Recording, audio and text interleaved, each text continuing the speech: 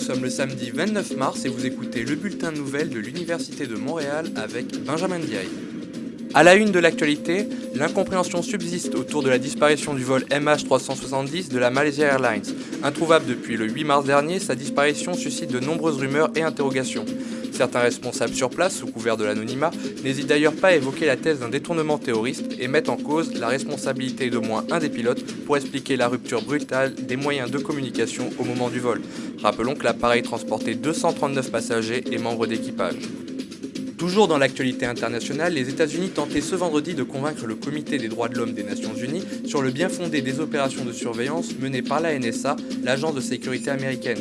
Il rappelle les aspects légaux de ces opérations du point de vue de la loi aux États-Unis et affirme que leur utilisation sont sous contrôle et entièrement vouées à la lutte antiterroriste. Rappelons que le gouvernement américain essuie de nombreuses critiques depuis les révélations chocs d'Edward Snowden en juin 2013 concernant un espionnage massif des réseaux téléphoniques et Internet du monde entier de la part de la NSA. Un précédent, je n'en connais pas, c'est ce qu'a déclaré la première ministre du Québec, Pauline Marois, suite à la décision du Parti québécois de ne pas présenter de candidat dans la circonscription de Lapinière à Brossard, et ce pour donner de meilleures chances à l'ex-libérale Fatima Oudin-Pépin en vue des prochaines élections. Une décision influencée par les positions de la candidate en faveur de la charte des valeurs québécoises.